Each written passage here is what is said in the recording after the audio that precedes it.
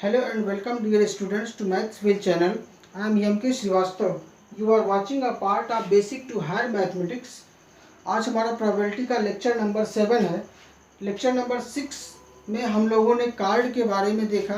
I hope कि वो lecture आपकी समझ में आया होगा। आज के इस पार्ट में हम देखते हैं कि कई पासों को जब हम एक साथ फेंकते हैं या कई सिक्कों को एक साथ टॉस करते हैं तब कुल प्रदर्श बिंदुओं की संख्या कितनी होती है। तो आइए हम देखते हैं कि अगर हम कई सिक्कों को एक साथ टॉस करते हैं तो कुल प्रदर्श बिंदुओं की संख्या कितनी होती है। अगर हम एक सिक्के को टॉस करें तो हम देखते हैं कि हमें हेड मिलता है या टेल मिलता है। इसका मतलब ये हुआ कि सिक्के को टॉस करने पर कुल प्रदर्श बिंदुओं की संख्या 2 होती है। 1, 2 यानी कि जो प्रदर्श बिंदुओं की संख्या ns होगी उसका मान 2 हो जाएगा। लेकिन अगर हम दो सिक्के को टॉस करें, दो सिक्के को टॉस करने पर हम देखते हैं कि हमें h यानी पहले सिक्के पर h और दूसरे पर h, पहले पर h दूसरे पर t, पहले पर t दूसरे पर h और पहले पर t और दूसरे सिक्के पर t, इस तरीके से हमें सैंपल स्पेस मिलेगा। अगर हम इसके प्रदर्श बिंदुओं की संख्या को देखें तो वो हमें मिलेगा ns की वैल्यू 4 मिल जाएगी। हमने देखा कि जब हम एक सिक्के को टॉस करते हैं तो प्रदर्श बिंदुओं की संख्या को हम काउंट करके लिख सकते हैं, और जब हमने दो सिक्के को टॉस किया तब भी हमने देखा कि प्रदर्श बिंदुओं की संख्या को हम 1, 2, 3, 4 इस तरीके से काउंट करके लिख सकते हैं। लेकिन अगर हम 3 सिक्के को टॉस करें तब काउंट करने में हमें थोड़ी सी प्रॉब्लम क्रिएट होने लगेगी।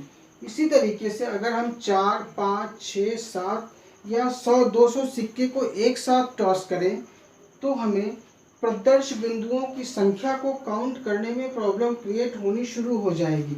इसलिए जब हम 100, 200, 50, 60 सिक्के को एक साथ टॉस करते हैं तब प्रदर्श बिंदुओं की संख्या ज्ञात करने के लिए एक फार्मूले का यूज़ करते हैं, और वो फार्मूला होता है 2 की पावर n। यानी अगर हम n सिक्के को एक साथ टॉस करते हैं तब प्रदर्श बिंदुओं की संख्या 2 की पावर n होती है। अगर हम एक सिक्के को n बार टॉस करें तो भी यही फार्मूला होगा, कुल प्रदर्श बिंदुओं की संख्या 2 की पावर n होती है।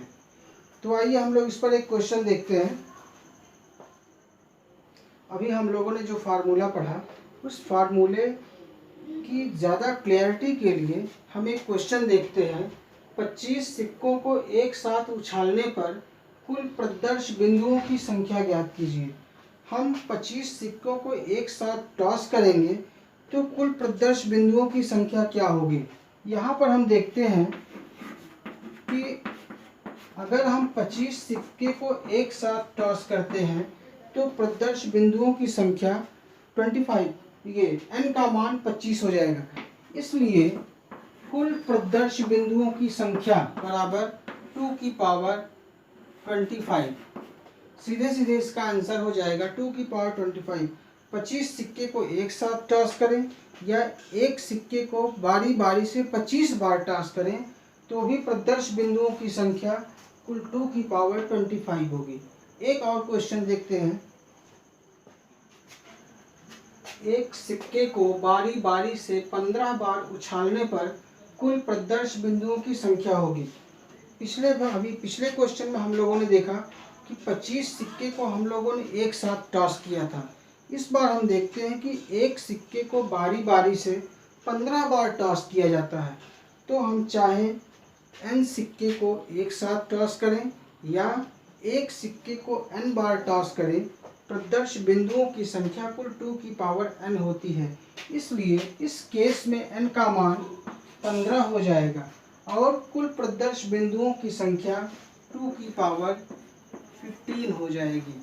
तो ये रहा इसका आंसर। अब हम देखते हैं कि अगर एक पासे को भी n बार फेंकें या n पासे को एक साथ फेंकें तब कुल प्रदर्श बिंदुओं की संख्या कितनी होती है। अब अगर हम n पासों को एक साथ फेंकते हैं तब कुल प्रदर्श बिंदुओं की संख्या कितनी होती है। इस पर हम देखते हैं कि n पासों को फेंकने पर, जैसे अगर हम एक पासे को एक बार फेंकते हैं, अगर हम एक पासे को फेंकते हैं तो कुल प्रदर्श बिंदुओं की संख्या 6 होती है। एक पासे को फेंकने पर प्रदर्श बिंदुओं की संख्या 6 होती है। इसी तरीके से अगर हम n पासे को एक साथ फेंकें तो प्रदर्श बिंदुओं की संख्या 6 की पावर n हो जाएगी। या अगर हम एक पासे को बारी बारी से n बार फेंकें तो भी प्रदर्श बिंदुओं की संख्या 6 की पावर n हो जाएगी।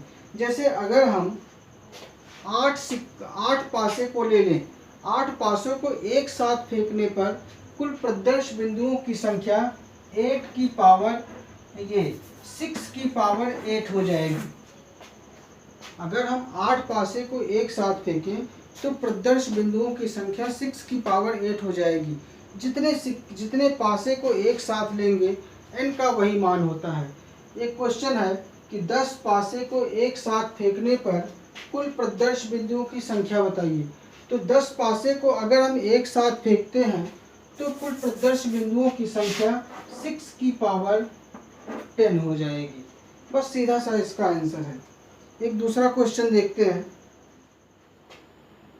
एक पासे को बारी बारी से 7 बार फेंकने पर कुल प्रदर्श बिंदुओं की संख्या बताइए। एक पासा है, पासे को एक बार फेंकते हैं, फिर उसी पासे को उठा करके दूसरी बार फेंकते हैं, फिर उसी पासे को उठाकर तीसरी बार फेंकते हैं। इस तरीके से पासे को हम कुल 7 बार फेंकते हैं। तो कुल प्रदर्श बिंदुओं की संख्या हमें बतानी है। इसके लिए n का मान 7 हो जाएगा और कुल प्रदर्श बिंदुओं की संख्या 6 की पावर n होती है, तो ये 6 की पावर 7 हो जाएगी। एक पासे को जितनी बार फेंकेंगे 6 की पावर उतना लगा देंगे तो वही प्रदर्श बिंदुओं की संख्या हो जाएगी। अब एक दूसरा फॉर्मूला देखते हैं कि अगर m सिक्कों को और n पासों को एक साथ फेंकें तो कुल प्रदर्श बिंदुओं की संख्या कितनी होगी। चूँकि सिक्के 2 की पावर m, अगर हम एक सिक्के को फेंकें तो प्रदर्श बिंदुओं की संख्या 2 होती है और m सिक्कों को फेंका जा रहा है तो 2 की पावर m। और पासे के लिए एक पासे को फेंकने पर कुल प्रदर्श बिंदुओं की संख्या 6 होती है और n पासों को एक साथ फेंक रहे हैं तो 6 की पावर n हो जाएगी। इसका मतलब ये हुआ कि अगर हम m सिक्कों और n पासों को एक साथ फेंकें तो कुल प्रदर्श बिंदुओं की संख्या 2 की पावर m इंटू 6 की पावर n हो जाएगी। चाहे m सिक्कों और n पासों को एक साथ फेंकें या एक सिक्के को m बार और एक पासे को n बार फेंकें, तब भी प्रदर्श बिंदुओं की संख्या 2 की पावर m इंटू 6 की पावर n होगी। तो इस पर एक क्वेश्चन हम लोग देख लेते हैं। इस फार्मूले की बहुत अच्छी तरीके से क्लियरिटी आ जाएगी हमको। इस क्वेश्चन को देखते हैं। 12 सिक्कों तथा 18 पासों को एक साथ फेंकने पर कुल प्रदर्श बिंदुओं की संख्या बताइए। इसमें हम देखते हैं कि 12 सिक्के और 18 पासे, इसका मतलब ये हुआ कि m का मान 12 हो गया और n का मान 18 हो गया। तो इसलिए कुल प्रदर्श बिंदुओं की संख्या क्या होगी। 12 सिक्के यानी 2 की पावर 12 और 18 पासा है तो पासे के लिए हम 6 का इस्तेमाल करेंगे, क्योंकि एक पासे को फेंकने पर कुल प्रदर्श बिंदुओं की संख्या 6 होती है। 6 और उसकी पावर लगा देंगे 18। तो इस तरीके से ये इसका आंसर होगा कि अगर हम 12 सिक्कों और 18 पासों को एक साथ फेंकते हैं तो कुल प्रदर्श बिंदुओं की संख्या 2 की पावर 12 इंटू 6 की पावर 18 हो जाएगी। अगर इसी बात को ये कहा जाए कि एक सिक्के को 12 बार फेंकते हैं और एक पासे को 18 बार फेंकते हैं तब भी उसका आंसर यही होगा, तब भी कुल प्रदर्श बिंदुओं की संख्या यही होगी। दोनों एक ही केस होता है, चाहे 12 सिक्के 18 पासे को एक साथ फेंके या एक सिक्के को 12 बार और एक पासे को 18 बार फेंका जाए तो भी प्रदर्श बिंदुओं की संख्या दोनों केसेस में एक समान आएगी। पूरक घटनाओं की परिभाषा हम देखते हैं। पूरक घटनाओं की परिभाषा कहती है कि यदि घटना ई किसी यादृच्छिक प्रयोग से संबद्ध प्रदर्श समष्टि S का एक उपसमुच्चय हो तो ई का पूरक समुच्चय ई डैश घटना ई की पूरक घटना कहलाती है। यानी कि अगर कोई प्रदर्श समष्टि S है और उसकी एक घटना ई है तो उस प्रदर्श समष्टि के उन अवयवों का समुच्चय जो घटना ई में नहीं आती है घटना ई की पूरक समुच्चय कहलाती है। घटना ई के पूरक घटना का एक एग्जाम्पल हम लेते हैं।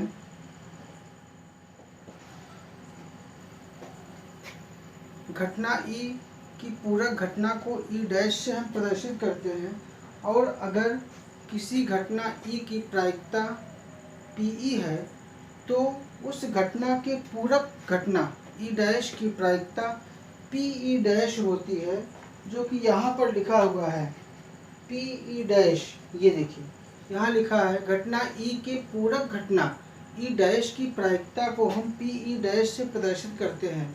और एक खास बात ये भी होती है कि घटना ई की प्रायिकता और घटना ई डैश यानी पूरक घटना की प्रायिकता का योगफल एक होता है, यानी कि पीई प्लस पीई डैश का मान एक होता है।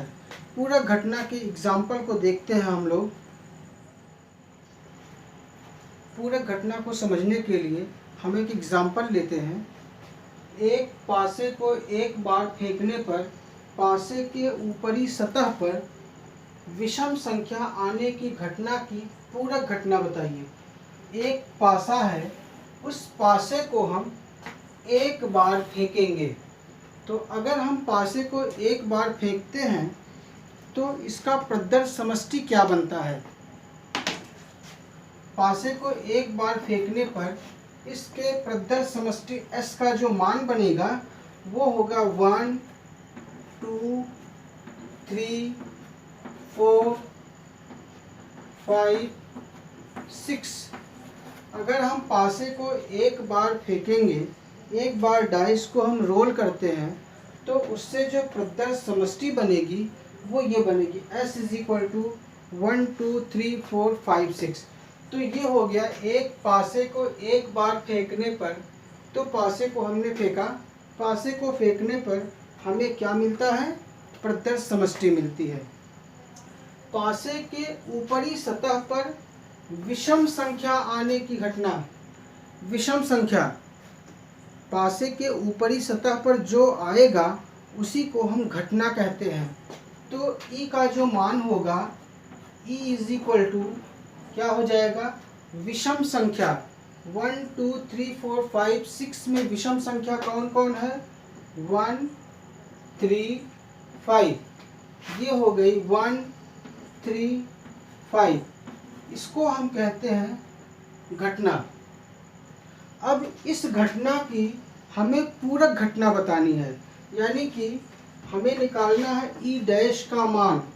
तो ई डैश का मान क्या होगा, ई डैश का मान निकालने के लिए हम इस सैंपल स्पेस को ही लिखेंगे, लेकिन उन अवयवों को छोड़ देंगे जो इस घटना में होगी। तो अगर हम यहाँ से देखें 1 तो 1 इसमें है, इसको नहीं लेंगे। 2 इसमें नहीं है तो 2 को हम ले लेंगे। 3 इसमें है, उसको छोड़ देंगे। 4 इसमें नहीं है तो 4 को हम ले लेंगे। 5 इसमें है तो 5 को नहीं लेंगे। और 6 जो कि इसमें है और इसमें नहीं है। तो ये हो जाती है पूरक घटना, यानी कि घटना ई की पूरक घटना ई डैश का मान 2 4 6 होगा। पूरक घटना जो सैंपल स्पेस में होगी और उस घटना में नहीं होगी जिसकी हमें पूरक घटना फाइंड करनी होती है। एक दूसरा एग्जाम्पल लेते हैं, एक अगला एग्जाम्पल लेते हैं। दो सिक्के को एक साथ उछालने पर कम से कम एक चित यानी हेड आने की घटना की पूरक घटना बताइए। हमें पूरक घटना निकालनी है, और वो भी किसका, कि दो सिक्के को एक साथ उछालते हैं। अगर हम दो सिक्के को एक साथ उछालेंगे तो हमारा सैंपल स्पेस क्या बनेगा, एस जो बनेगा, एस बनेगा। दो सिक्के को उछालने पर अगर पहले सिक्के पर हेड आता है तो दूसरे सिक्के पर हेड, और पहले सिक्के पर हेड आने पर दूसरे सिक्के पर टेल भी आ सकता है। अगर पहले सिक्के पर टेल आ गया तो दूसरे सिक्के पर हेड, और पहले सिक्के पर टेल आने पर दूसरे सिक्के पर टेल आ सकता है। ये हमें पहले से पता है, हमने कई पार्ट्स में इसके बारे में डिस्कस किया है। तो हम ये जानते हैं कि जब हम दो सिक्के को एक साथ उछालते हैं तो इसकी जो प्रदर्श समष्टि होती है वो क्या बनती है।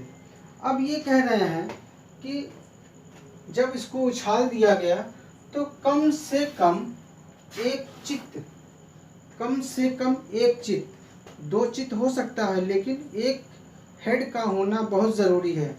तो कम से कम एक हेड, इस घटना में दो हेड हैं, इस घटना में एक हेड है, इस घटना में एक हेड है। तो ये तीनों हो जाएंगे, क्योंकि कम से कम एक हेड का आना अनिवार्य है। दो हेड हो सकता है लेकिन एक हेड होना ज़रूरी है, चाहे वो पहले सिक्के पर हो और चाहे दूसरे सिक्के पर हो। क्योंकि यहाँ पर ये बात नहीं कही गई है कि पहले सिक्के पर हेड हो या दूसरे सिक्के पर हेड हो, ये नहीं कहा गया है। तो किसी भी सिक्के पर हेड आ जाए वो चीज़ घटना में आ जाएगी।